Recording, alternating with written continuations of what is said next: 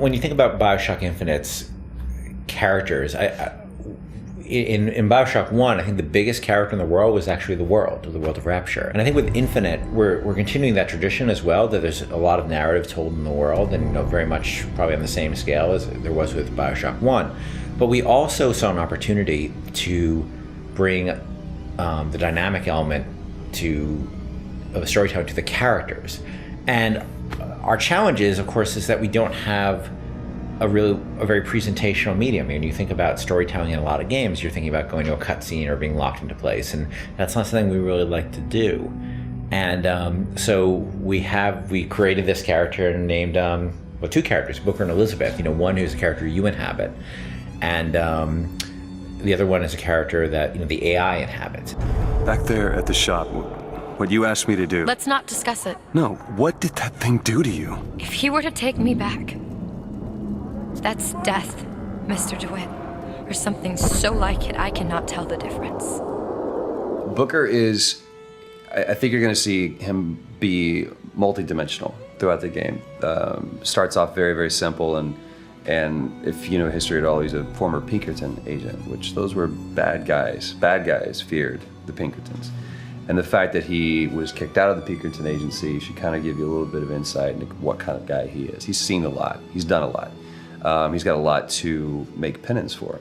And when he's presented this opportunity, which at first is just a job to him, of getting Elizabeth out of her gilded cage and taking her from point A to point B, that's where I think his journey starts, not just in a literal sense, but more of a metaphorical sense as well.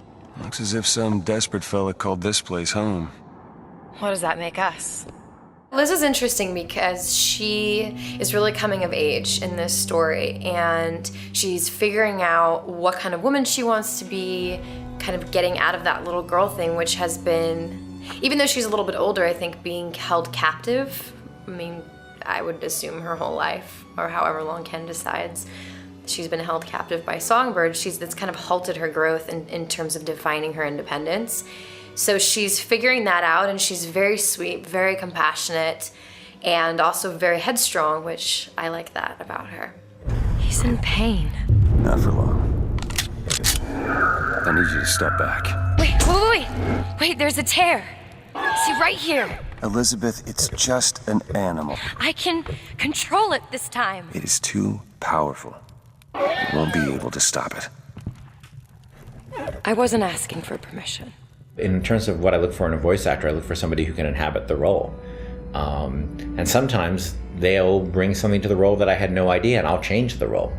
With both of them, I think I saw people who sort of inhabited the basics of what I saw in the character, but they were also very good at taking direction. They're very good at responding to feedback, and that's what I mean more. That it's less direction and more feedback, because a lot of times I don't even know what I want, and I'm just sort of saying, let's try in this area. And they're very open to that, and they're really generous in the process, and that's been incredibly helpful.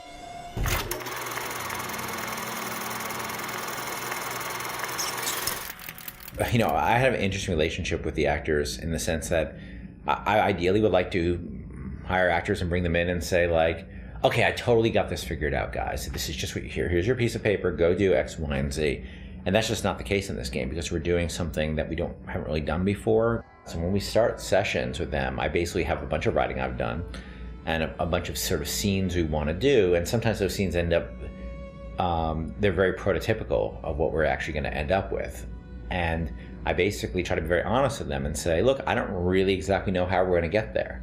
And we just sort of sit around and talk about it, and we record a lot of stuff. We keep the recordings going. We keep the cameras going. The camera's on Courtney's face, so we can get emotional reference from her face as well as her voice. Elizabeth. Promise me. I will stop him. No. That is an oath you cannot keep. But promise me that if it comes to it, you will not let him take me back. It won't come to that. All right? The benefits of working with a voice actor directly is, that sort of interactive process. There's a sequence where Troy's waiting Courtney to get a certain performance, a moment we needed. And that wasn't just Troy being an asshole. That was, you know, me asking Troy to help get Courtney to an emotional place. Whenever you're ready. Okay. Do you need something to build to it? I'm thinking. I'm not just ignoring. Help if he berated you a bit? A what? If he berated you a bit? Berated you? Yeah, sure. What, you know, like, what were you doing? What were you thinking? You're never Fucking gonna moron. work. You're gonna get us fucking killed. I like that. Keep going. Yeah, Troy, don't be afraid of it. No, I'm not. Really I'm go not. into her. Yeah. No, I just don't want you to stop. Fucking child. Shut up! You know, it's Glengarry Glen Ross beating up. Makes me so uncomfortable. Keep going. I don't care if you're uncomfortable or not. Pull it the fuck together. You've either got this or you don't. The fuck were you thinking? Keep at her, Troy. Keep at her. No, she's got it. She just needs to fucking focus. Don't fucking laugh! Okay, you were right. I can't control it.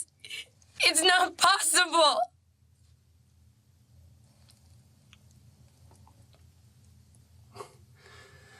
With what I've seen lately, I wouldn't put a nickel on what's possible. Now, come on. I think it's time we found Comstock, okay? Can we do it once more? Yeah, that's good. That's good. Will you yell, you fucking psychopath? Will you scream at me a little more? And then be nice? You know, to say, what's it like working with Ken Levine? And I always answer with, I don't know. I'll let you know. Because so far we're not working, we're playing. We're having fun. We're in a sandbox, you know? It's not work. It can be exhausting, but so can, you know, riding roller coasters all day. I kind of... Can we just try it? I know you don't want to. Man, I want to see what you do with it. Oh, great. No pressure. Nope. I think that, you know, we sort of have a couple of rounds of a few rounds of experiments, and now we're starting to understand our process a lot better, and that will help move the process along more quickly, and then we'll find, you know, new challenges we'll take on, and we'll get stuck again, and we'll just have to figure those out.